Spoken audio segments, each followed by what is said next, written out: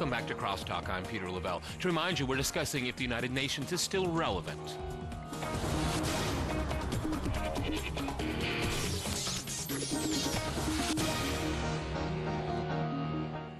And I'd like to go back to something you said earlier in the program, and looking at the Charter of the United Nations from 1940, I think it was October 1945, and look what it does today.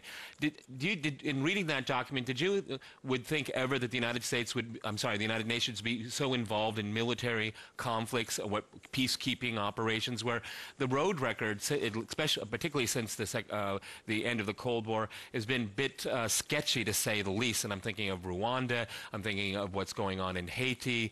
And of course, you know, it's looking at maybe Afghanistan and things like this. I mean, was the United Nations ever really, is it really built to be involved in that kind of thing? I mean, peacekeeping is when the war is over and you get on the ground. And in Libya, they took a side. They were the air force of a rebel group of people. Well, reading the Charter, you'd like to think that war was going to be far more difficult to approach, far more difficult at least to get universal accreditation, legitimization. Unfortunately, that hasn't transpired. And as you put the examples that you mentioned, and I'd like to add to that, mentioning Iraq, and because you egged me in the first part to talk about Iraq, before 2003 and before the United Nations was totally sidelined by the United States and the United Kingdom, who had an agenda and wanted that legitimacy, as Thomas put it, and I totally agree with him, but they couldn't get it, so they went it alone, and it really didn't, you know, matter at all. Before that, for 13 years, the United Nations actually enforced sanctions on Iraq that reduced 25 million people to beggars, to people below the poverty line. So, in fact, you sort of feel that the United Nations, rather than being that kind of international body, that universal kind of element that the whole world subscribes to in order to protect the weak, it has become an arrow in the armors of the powerful nations, under which they can go to war, they can impose any kind of sanctions regime, they can reduce any nation to poverty and to being hungry, and it just basically doesn't add up. And now I want to assert something quite important. I'm not calling for the demise or the downfall of the United Nations, not at all. I think that the world does need something to alternate from the kind of malice of the superpowers that we have today, driven by mere interest, crass, raw interest. I think we do need that. The United Nations, as it stands, according to the kind of levels and hierarchy and structures, the veto system, talk about many, many other things, I think it's not working, and we need a serious reconsideration of exactly what it stands for. Thomas, what do you think about that? I mean, again, looking at the Charter, it's more about protection of the sovereignty of states, and that what we've seen since the end of the Cold War is undermining the sovereignty of states, or threatening to do so, or we having Western powers on the Security Council saying this person is no longer fit to rule. Is that what the Charter was supposed to be all about? I mean, it sounds like it's a pulpit to lecture people. Go ahead. There is nothing that is not in the Charter. So whether we're talking about economic and social issues, human rights, going to war, disarmament. So it's a little hard to pin all of this down. What I would have to say, in contrast to the former speaker, is that in fact the institution occasionally performs, usually it does not. This is not the result of the UN per se. Dick Holbrooke, when he was alive, used to say blaming the UN for many of the decisions is like blaming Madison Square Garden for the poor basketball record of the New York Knicks. It's the people who inhabit the building who make the decisions, the states who are responsible. So occasionally they come together. In the first Persian Gulf War in 1991 was one occasion. In Libya, another occasion. In between, there were lots of dismal occasions on which no decisions were made. But occasionally, and I would say Libya is the most recent example, what comes together is the politics, the capacity, the moral argument, and the legal argument, and there is action. Next door in Syria, none of those happens to be present, so there is no action. It's hard to blame the United Nations rather than its 193 members. Okay, well, Ruth, I mean, if we can stick with Libya, I mean, look at 1973. I guess we can agree or disagree on this on one form or another, but a resolution was passed. But what NATO was given a mandate because of the resolution to do far, far more than what that resolution had to say, and do you find that to be dangerous, a dangerous precedent, or will the great powers avoid that again? That was just a one-off thing, because when reading the resolution, when what we saw happen, the thousands of sorties that were dropped on Libya, that didn't seem to be part of the resolution, and the United Nations sanctioned that.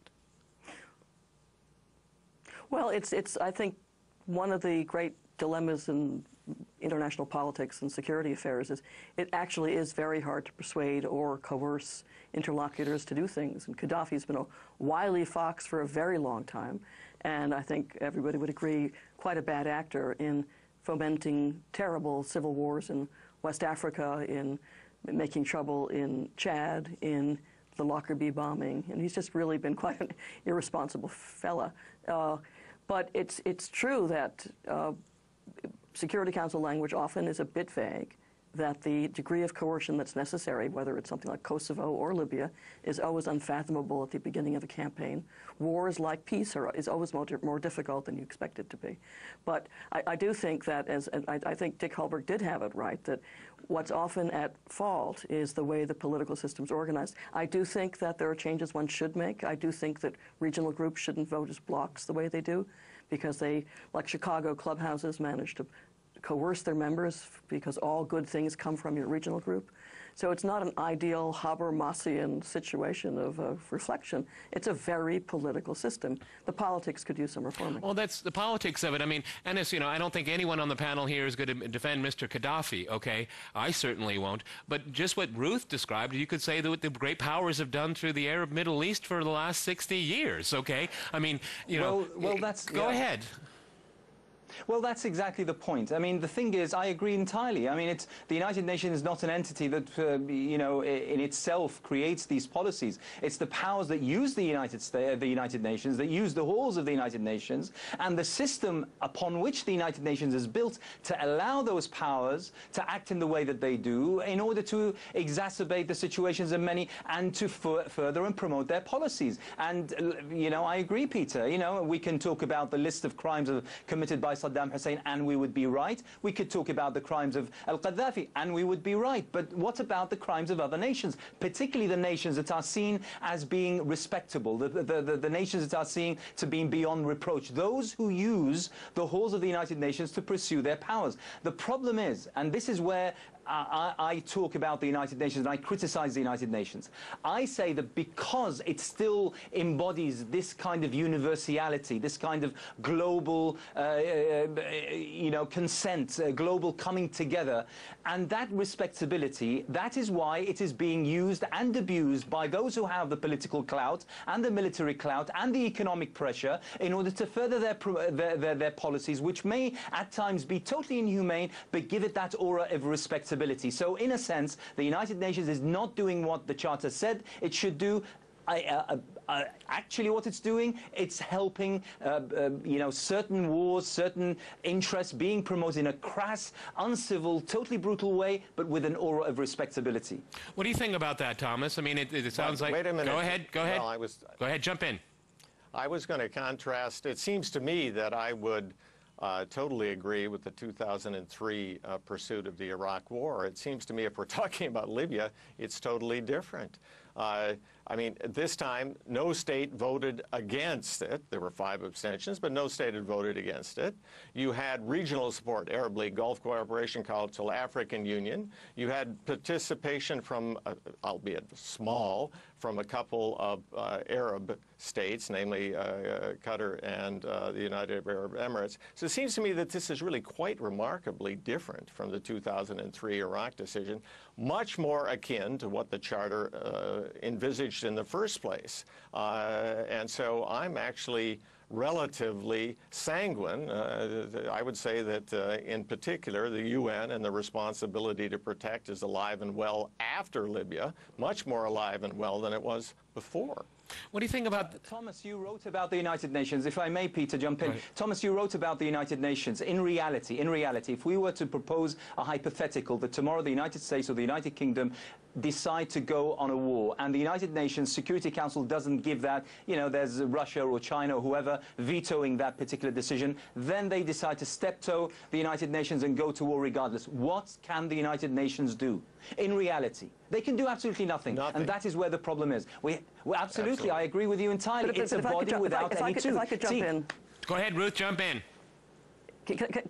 Yeah, because I do think before we reduce this to a debate about whether colonialism still persists in attitude or fact, one should not neglect the other half, the other three-quarters of the United Nations, which is doing humanitarian aid around the world, where the United Nations is the central organizing mechanism for the delivery of food aid, for famine, for post-war conflict, for post-war relief, that many of the voluntary agencies of the UN, the High Commissioner for Human Rights, the High Commissioner for Refugees, the World Food Program, are essential organs. So just to blackguard the UN using the Security Council as the only face of the UN, what everyone's view of it is a real reductionism.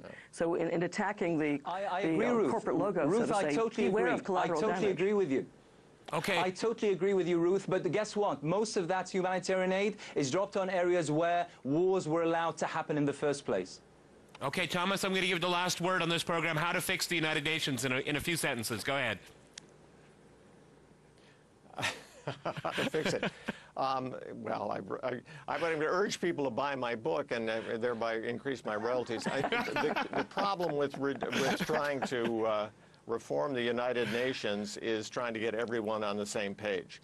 Part of the book argues that, in fact, you know, the ideal should not be the enemy of the good. So the fact that we are not moving in Syria should not make us sad about having done something occasionally in a place like Libya. It also talks about getting much more from those units that Ruth spoke about. There are enormous All right, I'm afraid we've run out of time, folks. Very, very good, interesting conversation. Many thanks to my guests today in Washington, New York, and in Birmingham. And thanks to our viewers for watching us here at RT. See you next time. And remember, crosstalk rules.